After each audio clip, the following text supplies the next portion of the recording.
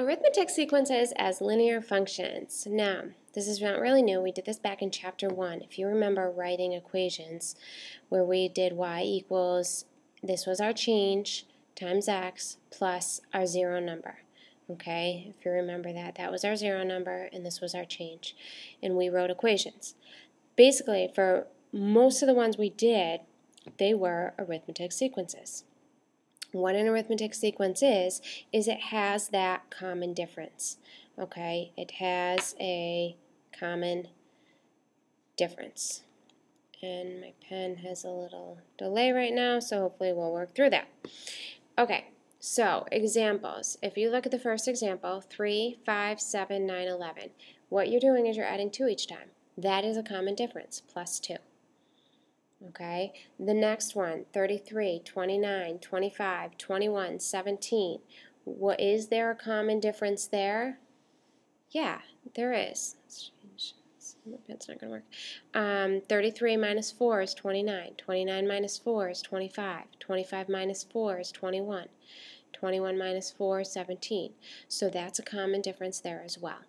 Okay, those are arithmetic sequences. So an arithmetic sequence has a common difference between each successive term.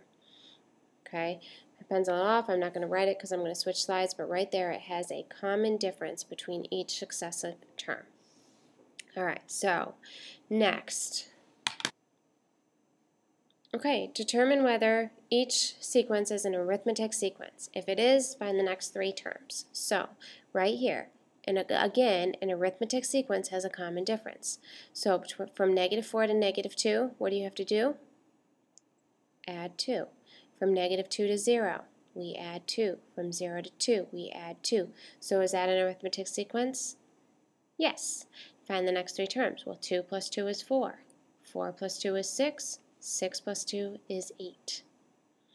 The next one, to get from 1 to 4, you add 3. From 4 to 9, you add 5. From 9 to 25, you add 19, 16.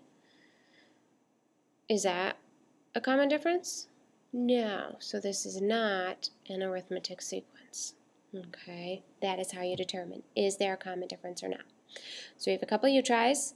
Pause the video, go ahead and try those, and then start up with the next slide. So, looking at sequences and tables. Basically, when we go to write an equation of a sequence, you can put it into a table. We did that back in chapter 1. You were given a table and had to find an equation. It's the same thing. You just look at 2 is the first term, 5 is the second term, 8 is the third term, 11 is the fourth term. Okay, so into a table, the terms, and then the numbers. So the next 3 terms. Well, let's see. Right here, we add 3. Add 3. Add 3. So the 5th term, 11 plus 3 is 14. The 6th term, 14 plus 3 is 17. And the 7th term, 17 plus 3 is 20. So there are your next 3 terms, 14, 17, and 20. And the 0 term. So if I had to go back here and add a 0 in there, what would this number be so that when I add 3, I get 2? We'll do the opposite. 2 minus 3, -1. So my near 0 term is -1. So when you're writing your equation, now y equals your common difference times x. So y equals our common difference was 3, so 3x, and then our 0 term, you could either do plus a negative or just minus. Either one is fine, neither of them is wrong. Okay, so that's going to be 3x minus 1. Or 3x plus a -1, whichever you prefer. And hopefully the -1 comes up. It'll be there momentarily. Okay, that is how you write your equation. So it's just y equals your common difference times x plus your 0 term. That is the same thing we did back in chapter 1. Okay.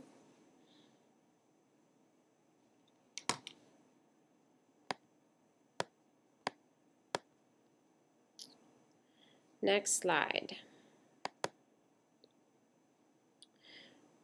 Write an equation for the nth term by finding the common difference. So let's look here. 1 to negative 1, we subtract 2. Sorry, not add 2, subtract 2. Negative 1 to negative 3, that's minus 2. Negative 3 to negative 5, minus 2. So the nth term, we know y equals, when you're writing your equation, put your lines in, so we know that's common difference is negative 2. And then the 0 term, if I go back, what would I subtract 2 from to get 1? We'll do 1 plus 2. That 0 term is 3. Okay. Next, we have 1, 2, 3, 4, 3, 7, 11, 15. So 3 to 7, we add 4. 7 to 11, add 4. 11 to 15, add 4. So if I go back, I do the opposite. I subtract 4. That would be a negative 1 because negative 1 plus 4 would give me 3. So y equals our change, which is our 4, x plus the 0 number is minus 1. Alright, there's some U-tries. Go ahead, pause the video, try those, and then we'll go on to the next slide. Now we're going to talk about some applications. In this problem right here, it says Kristen deposited $200 in a savings account. Now that is $200, that's what she deposited, that's your starting point or your 0 number. Okay?